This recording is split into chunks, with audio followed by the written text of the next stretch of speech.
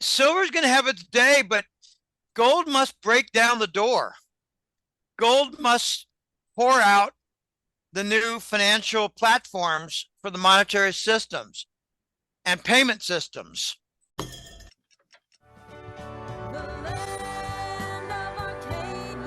Well, hello there, my friends. Chris Marcus here with you for Arcadia Economics. And today we have part two of the recent interview I did with Jim Willie of the Hat Trick Letter. In the first part, he talked quite a bit about the events going on in Israel and gave his opinion on what he thinks is going on behind that and the different players involved. And today we dig back more into the economics as he talks about dynamics that Japan is facing as the yen has sunk to very close to 150 yen to the dollar while they're trying to defend their yield cap as well. And of course, he digs into the gold and silver markets, which I know people always look forward to hearing. So in for a treat in part two. And with that said, here we go with Jim. I find the most important country regarding the BRICS and de-dollarization is Japan. They are doing the de-dollarization dance. They have the de-dollar agenda. They've never talked about membership. They're doing de-dollarization. They're showing the ridiculous depth of financial crisis. They're providing a fishbowl for anyone intelligent enough to watch. And that's not very many people. I started watching Japan in March because I noticed they were dumping treasuries, and I thought the yen was going up. You know how the yen is reported in dollar yen? It's upside down. Right. Okay, it's going up to 140 now, which means the yen is going down. They went from 100 something to 140. The dollar is going down. I'm sorry, the yen is going down. The dollar yen is going up. I thought I was reading it backwards for a couple of days, Chris. And, you know, it was funny. I thought, holy shit, they're dumping treasuries and the dollar's going down. Wow. I contacted a friend because I realized, hey, wait a minute, Jim, it's not dollar yen. So I went to Stock Chart and they report the dollar as an index, but they report the yen in dollar terms. It's XJY and the euro is XEU. And the British pound is XBP. And I noticed, holy shit, the stock charts shows the actual currency in its dollar value. And the yen is truly going down. It was down 22.5%, Chris. It was a tragic decline. A big move in currencies in 1 year is 2 or 3%. Look at that. That is astonishing. Could you do 5 year? And there's the 5 okay. year. That's good. That's good. Notice that in 2021, it was 105. They started the dumping of treasuries in October of 2021. Okay, so it was around 115 there. That's when they started. Okay. Notice what happened in the following several months. That is a direct move, 115 up to 150 from dumping the treasury bonds. There it is in black and white, or I'm sorry, light blue and white. Tangible evidence. That's what happens when you dump the treasuries. It matters where the dumping takes place. When the French dump treasuries, they do harm to the euro. If the French, Germans, Italians, Dutch, and Spanish and Greek all dump treasury bonds, you're going to see a big move down in the euro. I believe the jackass Operation Sandman is going to be 2 years of constant crisis of dumping treasury bonds because they're watching Japan. And I believe Japan is in secret talks to join the BRICS. All they got to do is call up Beijing and do a meeting, and we in the West don't even notice. The Japanese And the Chinese are not good buddies, but they've got something in common. They don't want the dollar. And the Japanese have an extra motive. We have enslaved their political and banking leaders for 70 years. Do you believe Shinzo Abe is really dead? Or do you think he's in hiding, operating a shadow government? I'm on the fence, Chris. I know you tend to think that a lot of these folks are still around floating out there. I haven't seen them lately, but he knew that the Rockefeller Rothschilds were trying to kill him. He continued to go about his business. Some of his assistants were murdered. It's kind of like Robert David Steele. I believe he's still around. And Robert, if you're watching this, I wish you well. I hope you're doing data mining. I hope you see the sun sometimes. I'm not going to say anymore. A lot of these people are not dead. They're in witness protection and military hiding. They're not dead. One of the funniest ones I heard is that Elvis Presley recently died. He went for 60 years or more under the name of Bob Joyce. He didn't even hide it. Said, yeah, I'm Elvis Presley. I got a ministry in Simi Valley, California. Come on down. Praise the Lord. He recently died over the age of 90. I heard it was a natural death. I once saw a video and it only showed the interviewer. Elvis said, I don't want to be shown. He told his entire story of how his business manager was part of the mafia and he did not know it. And when he was asked to serve as witness and provide evidence against his business manager, he had a couple close calls being murdered and decided to fake his death with a drug overdose and enter into witness protection. He said, I lost my career, but I found the Lord and I had a life. There are a lot of guys, a lot of people who are not dead.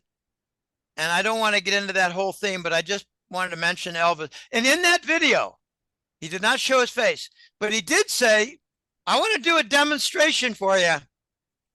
He sang in 5 octaves. You and I could do maybe 3 if we're lucky. He sang in 5 octaves, and I'm telling you, it was impressive. Enough on Elvis. People think I'm crazy. I don't give a damn. For those who think I'm crazy, I don't give a damn. You're the same morons who dismissed all my correct forecasts. The bond market is going to be a tragic war zone. We've never had a hidden bond default for a global currency, a global reserve currency. And that has 2 sides.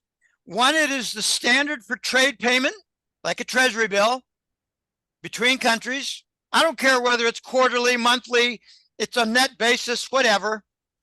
But it's a global trade currency standard. The other side is that it's the savings standard. It's called global reserve. Like the Bank of Japan had $1 trillion in treasury bonds. And now they don't. And they got a long way to go before they're out of treasury bonds. Now they can do a little sinister Goldman Sachs swap so they can reduce their exposure to the dollar. And that usually does not become a news item. I think the Chinese did that precisely. Okay, there's a lot of moving parts here. We've never seen a global currency reserve endure a bond default. I believe that there's a lot of wrong analysis out there. If France is dumping treasuries, then they will get a swap for euros. They will not get dollars and they will not invest it in the United States. And we will not see a monetary inflation problem in the United States as a result of treasury bond dumping. will get a different type of monetary inflation event from monetizing, printing money, and buying our own debt, financing our own treasury auctions. That's called monetary inflation. It's not from dumping.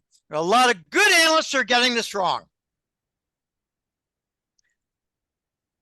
I am more than a little bit worried, Chris, that the only way the cabal will admit, allow, and endure a defeat is by destroying our planet. That is my concern. Well, there you go. That's by attempting to destroy our planet. And they're making progress. Seen that way. They're trying to make people poor. I just got an item from a guy in New York. He said, Jim, I just visited my gold dealer. He said they're having a lot of business, but it's people selling gold, not buying, because they can't manage their household bills. They've got a reduction in income. We're having wealth destruction. I told him retail buyers have never produced a gold rally. It's always the billionaires. So that's not an indicator of anything. Well, yeah, can I share with you my oddball COMEX pair of forecasts? I'd be upset if you didn't. Man, we got to have a little fun. Okay, two things. One is that the bankers are going to request to the bankers for a force majeure to give the bankers a free pass on all their naked shorts for precious metals. Let me repeat that.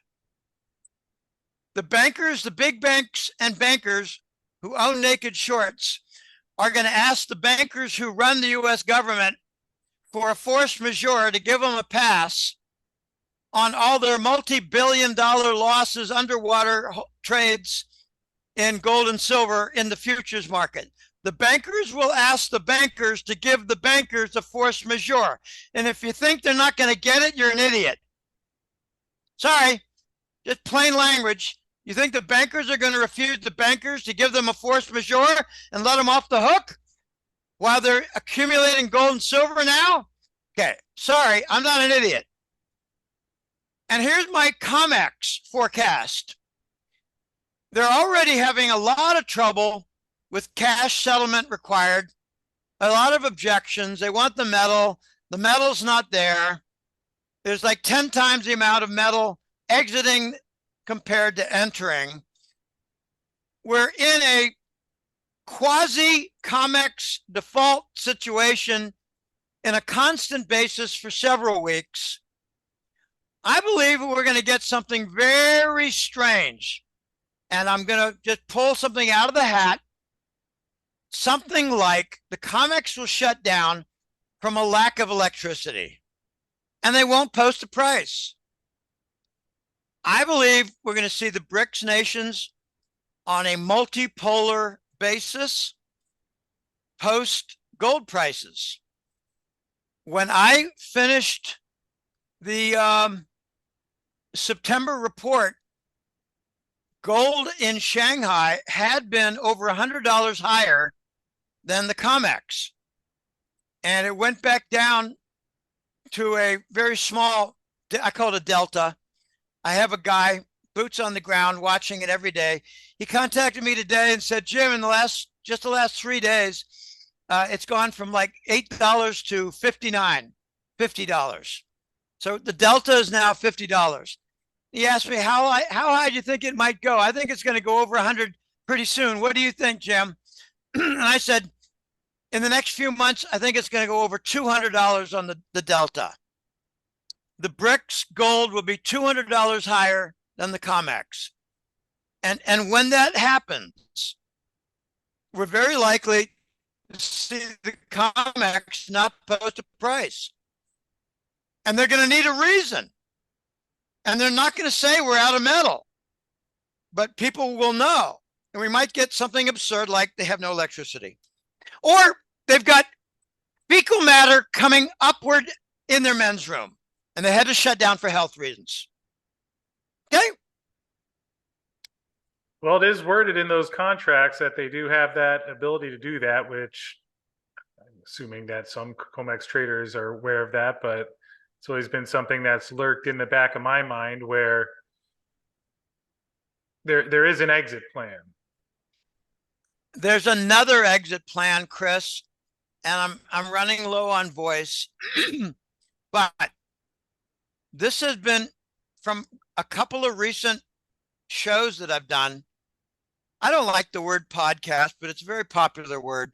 I call them interview shows, video recording, podcast, whatever. That they're calling it Jim Willie's $10,000 gold forecast. And it's not. I'm not saying that it is, but it's not my forecast. I'm not saying it won't happen. I'm not saying it's my forecast. It's not being presented as my forecast. What I said, and I will repeat in quick form, in 1995, a former Basel BIS chairman, his name was Zijlstra, a Dutch banker. He said in 1995, there will come a day when the various Rothschild franchise central banks are backed into a corner from an excess of debt and rising interest rates where they will become insolvent. And the only exit that will be viable is for them to quietly accumulate a tremendous amount of gold and then reprice it to $10,000. That is what Zijlstra said. And I'm saying it looks like it's coming into view.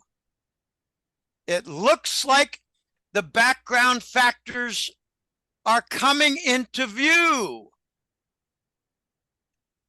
We heard, what was it, in June, that the Fed passed on a loss, not a profit, to the Treasury Department. Okay, the news is all over the place. These central banks are holding underwater bonds. They've got negative asset growth. They've got losses. They don't tolerate stuff like that. Okay, here's when it really comes down, rubber meeting the road.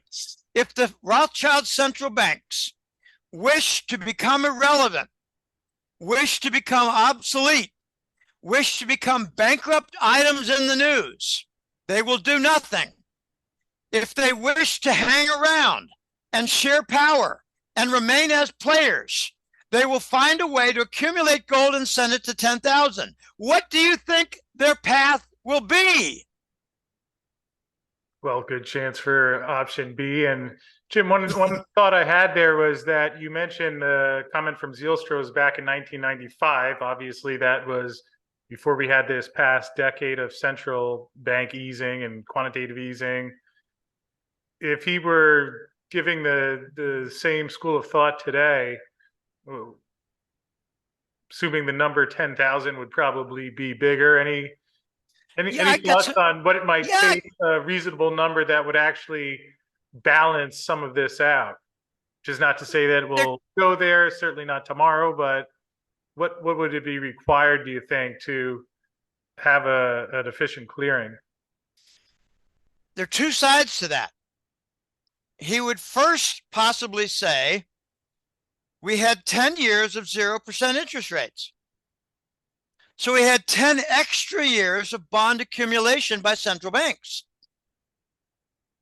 Therefore, any resolution, I'm going to have to adjust my 10,000 figure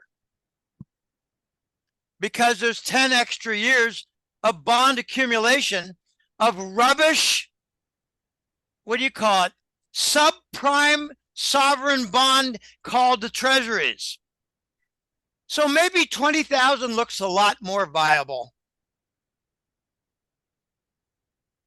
Chris, you cannot answer the question without that preliminary that I gave of 10 extra years. of bond accumulation. Well, it's just looking at the Fed's balance sheet. You have here we are back at 900 billion in 2008 with a little quantitative tightening. We actually crossing. Look at that, Jim. A little historical note. We're under 8 trillion according to Federal Reserve standards on the balance sheet. So Can nine, we bring nine bullshit? X or so still. Can we bring bullshit into the picture? I'd be disappointed if you didn't. Okay, while BRICS and other central banks were dumping treasuries, the Fed. Okay, keep that chart. Please keep that chart. Right. While the BRICS were dumping treasuries, the Fed balance sheet went down. Excuse me? I'm allergic to bullshit, and I might sneeze heavily and repeatedly.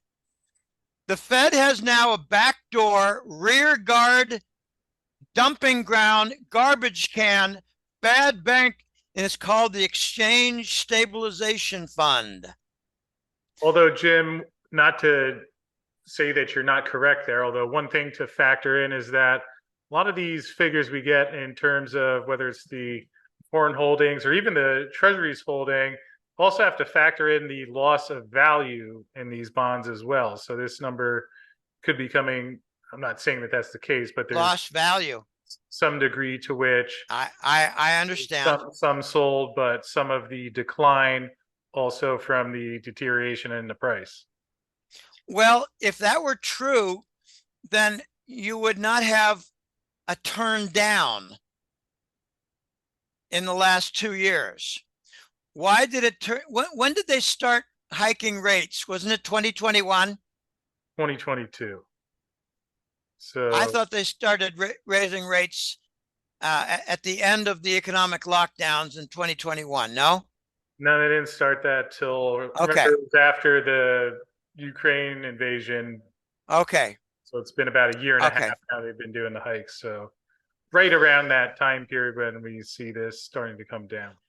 We have a tremendous increase in Treasury bond dumping, and that chart is coming down.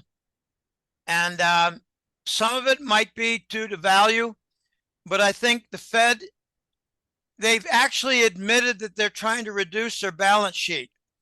I think they're putting it out the back door into the ESF.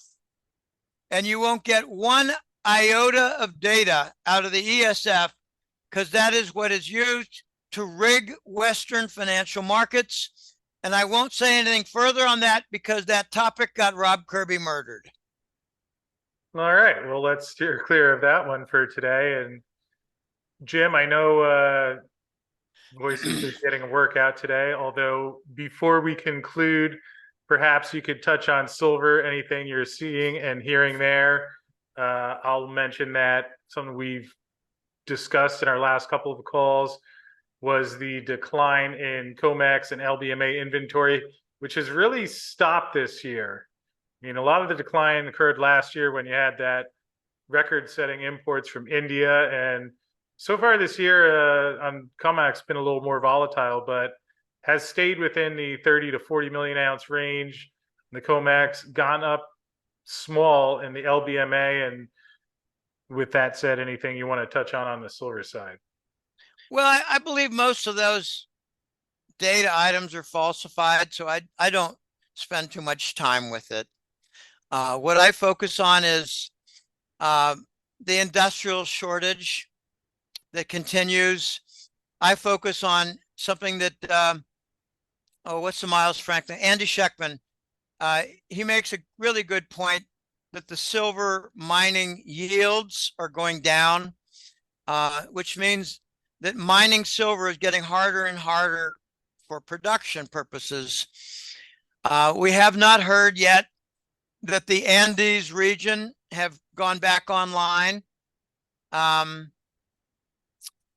theory is that silver will not rise in price until we see the big movement in gold and its announced usage for the new monetary system, because silver has become almost like, remember how they call copper has a PhD in economics?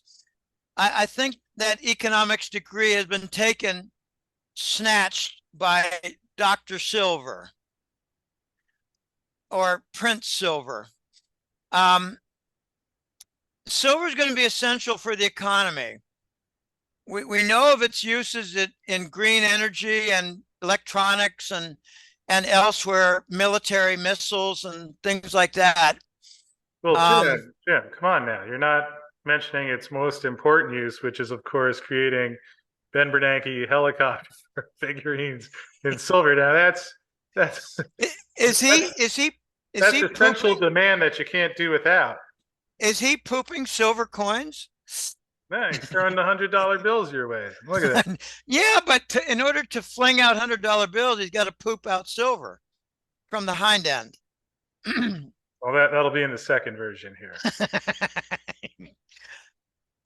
I really think silver is heading toward 400, but you can't get there until it gets to 30 and 50. I operate under the Fibonacci sequence of 10, 20, 30, 50, 80, 130. I'm sticking with that. I saw evidence of the 50 back in 2012 when you were a young boy. I remember those days well. 2011, my friend. Silver's going to have its day, but gold must break down the door. Gold must pour out the new financial platforms for the monetary systems and payment systems. Okay, I'm gonna issue a little bit of reality in a forecast. In 2007 and 8 and 9, we saw property, residential property, commercial property, go down in value. And even though it was a hard asset, because the price is determined by corrupt paper means called mortgage bonds and other leveraged items, CDOs, synthetic bullshit, etc., coming out of the hind parts. And Michael Burry made a fortune on it by helping Goldman Sachs to create some new contracts. I'm not an expert on that, but I did see The Big Short. I did see the movie. At that time, I was as interested in the Spanish translation as I was of the actual individual stories. Ryan Gosling played, I believe it was Ryan Gosling played Michael Burry, and he made a fortune, and he was right. And he was using the default index, mortgage defaults. He said, there's no way this mortgage bond market can hold itself together. All right, why do I bring up mortgage bonds? Because they determined property prices. And right now, fallacious, fraudulent futures contracts determine the gold and silver prices. So we're about to enter a crisis, and I think the prices are going to go down. Not a lot, because there's going to be significant support by wealthy people who know what's going on. I've been focusing on what countries are going to be the big sellers and sources for BRICS gold acquisition, because the BRICS cannot do a gold token for trade payment unless the individual countries have a gold depository. The gold token is going to be a gold utility token, and that cannot be messed with. It can't. You can't do it. The sources are going to be Russia, China, Saudi Arabia, and Persia. The surprise member in that group is Saudi Arabia. They've already offered up a significant amount of what they call shrine gold. It's high quality. And I think UAE is going to become the new New York City. And they're going to become very important. Dubai is in the United Arab Emirates, Dubai, DBX. They're also going to be a very big XRP center. They spent over $250 million in researching and developing crypto technology and foundations in UAE. They lead the pack among the Middle Eastern nations. It's going to get really, really interesting. Already, we've got a conflict between Wall Street, by that I mean Department of Treasury, and UAE. We've got a big conflict, and it's brewing, and I'm watching to see if it explodes, because when BRICS nations dump treasuries, they do it at the UAE central bank. So the UAE has got to send, let's just say, discharge like sewage. You don't use the word send in sewage, you use the word discharge for fecal sewage matter. They're going to have to discharge the bond sewage to the US government at the Treasury Department. What are they going to do with it? While the Fed announces their shrinking balance sheet, it's going into the ESF. Well, Jim, I think you laid it all out pretty clearly today. I mean, where else can you get this coverage, including Elvis's true death, plus the rollout of the financial system as we know it? So I think you covered. And Bernanke defecating silver coins. You did also cover that, which I have not yet heard in any other interviews on the internet. So I think that means, well, we like to break new ground and widen the loaves. exclusive territory we've ventured into today for sure. Yeah, I tell you, we're going to see a lot of really weird events.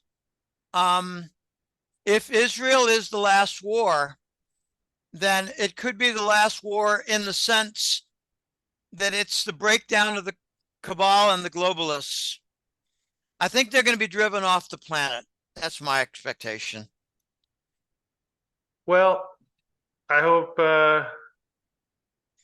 we get some sort of peaceful resolution to this. Obviously, very disconcerting what we're. They want to destroy the planet. I think what they want to do right now is to create a war with the entire Arab and Muslim world.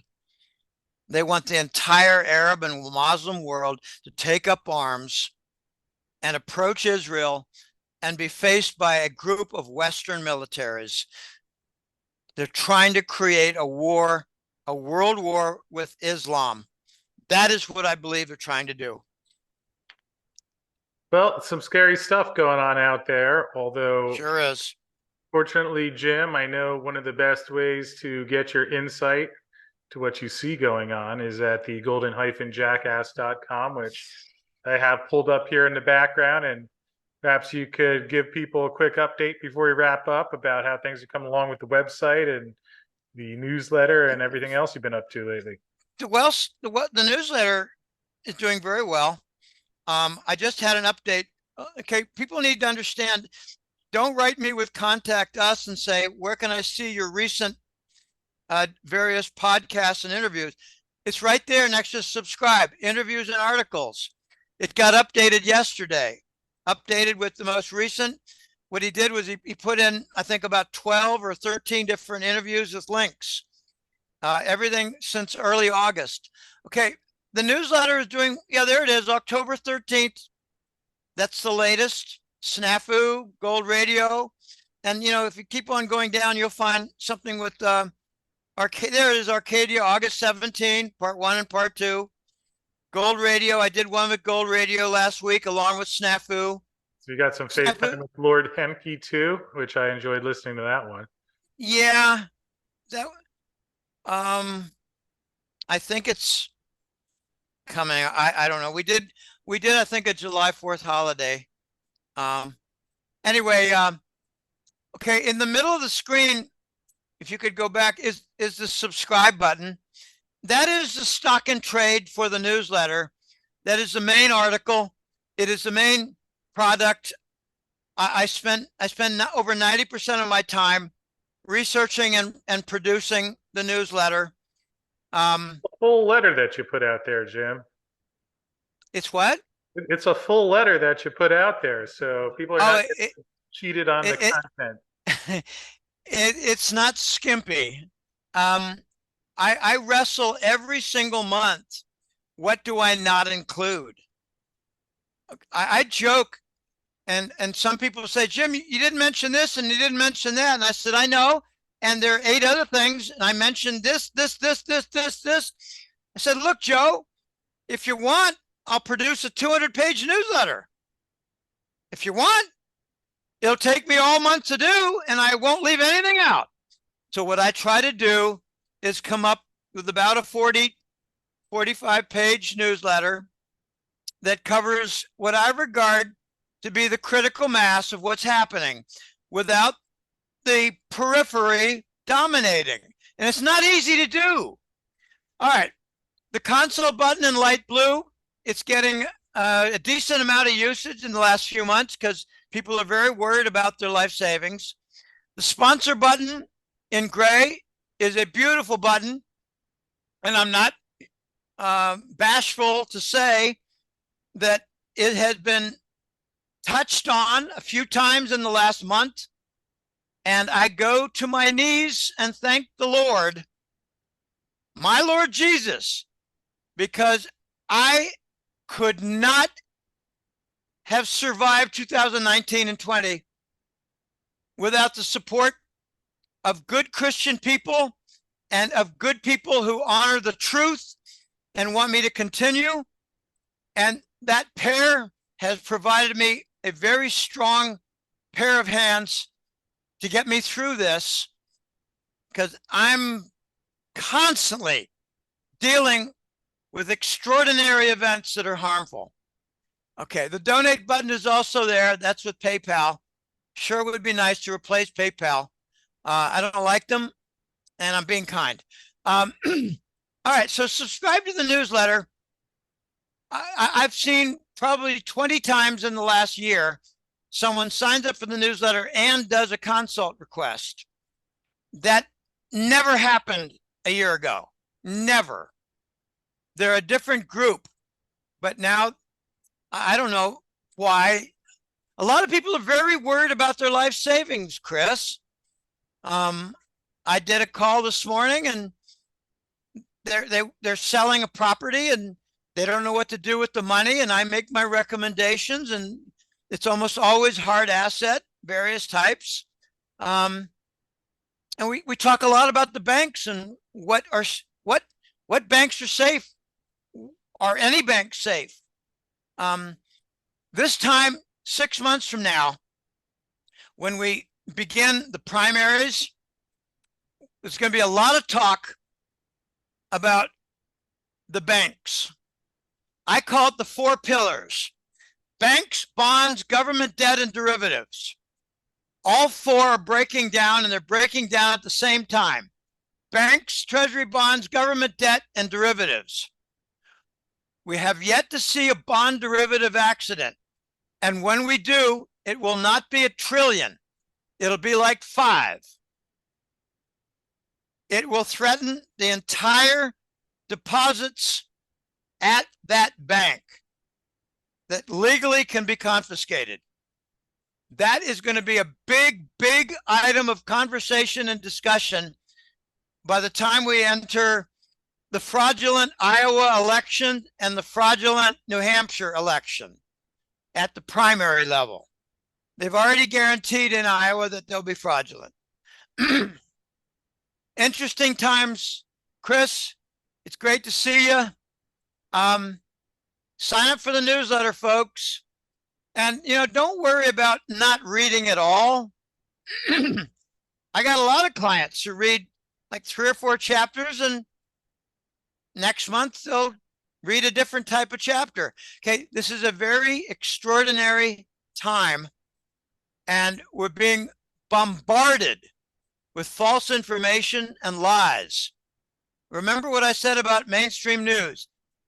It's about 180 degrees off the mark. So you might think that they're worthless. No, they're not. Do a 180 twist on the MSM news story, and you got a pretty decent idea of what's going on. The same with the search engine. I had a funny incident where a colleague of mine said, Jim, I'm going to use GPT, GPT,